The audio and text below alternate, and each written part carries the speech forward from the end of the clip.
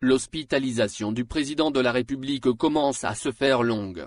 Cela fait un mois qu'Abdelmadjid Tebboune a été transféré en Allemagne pour des soins après avoir contracté le Covid-19 et aucune date n'est avancée pour son retour en Algérie.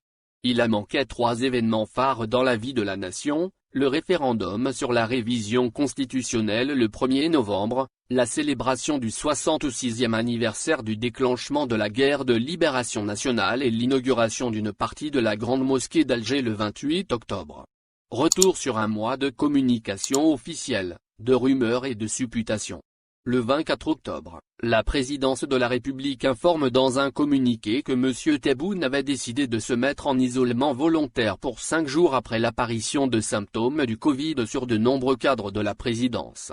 4 jours plus tard, le 28, et après un petit cafouillage avec les services du Premier ministre, la présidence annonce le transfert du président en Allemagne pour des examens approfondis, sans préciser sa maladie ni le lieu exact de son hospitalisation.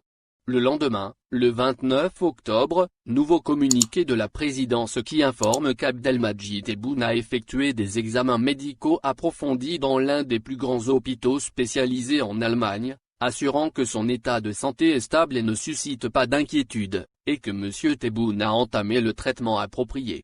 Mais toujours pas de précision sur la nature du mal qui a nécessité son hospitalisation. Le 31 octobre, les médias publics lisent un message du président envoyé au peuple algérien à l'occasion de la commémoration du 1er novembre et de la tenue du référendum sur la révision constitutionnelle. Le jour du référendum, dimanche 1er novembre, le conseiller à la présidence Abdelhafid Alaoum fait une laconique déclaration à la presse dans un bureau de vote et assure que l'état de santé de Abdelmadjid Tebboune était bon. Ce n'est que le 3 novembre que la nature de la maladie du président algérien est officiellement révélée. Le président Abdelmadjid Tebboune poursuit son traitement dans l'un des plus grands hôpitaux d'Allemagne, après avoir été atteint du Covid-19, annonce la présidence de la République dans un communiqué, assurant, citant le staff médical, que M. Tebboune répond au traitement et que son état de santé s'améliore graduellement.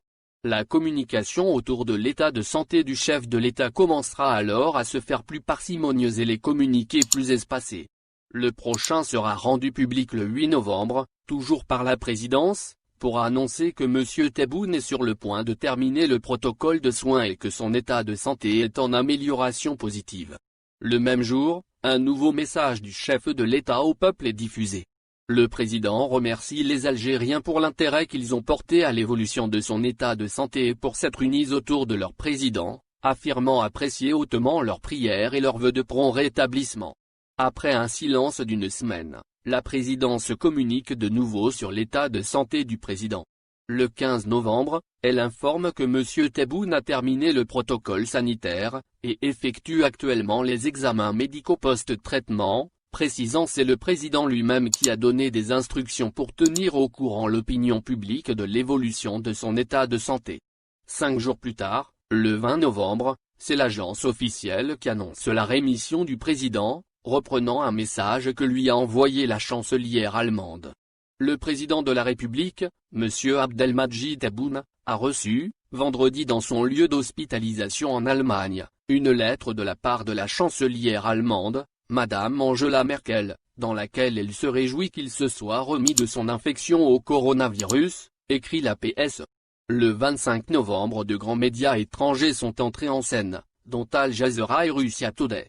La chaîne russe a par exemple rapporté qu'un conseiller à la présidence, lui a indiqué, que l'état de M. Tebboune est en constante amélioration.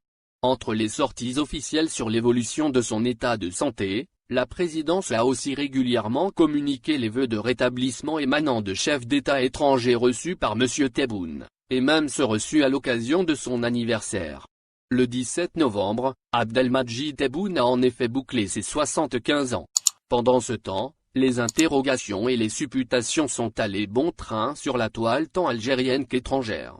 Des sites étrangers, certes sans audience ni crédibilité, ont même distillé les rumeurs les plus folles, très vite démenties par la communication officielle, mais sans avancer de date précise pour le retour du président au pays. Aucune image du président dans son lieu d'hospitalisation n'a été diffusée. Le président du Sénat, deuxième personnage de l'État qui pourrait, conformément à la Constitution, assurer l'intérim de la présidence en cas de vacances, s'est tout juste contenté, jeudi 26 novembre, d'espérer que le chef de l'État rentre rapidement pour poursuivre sa noble mission.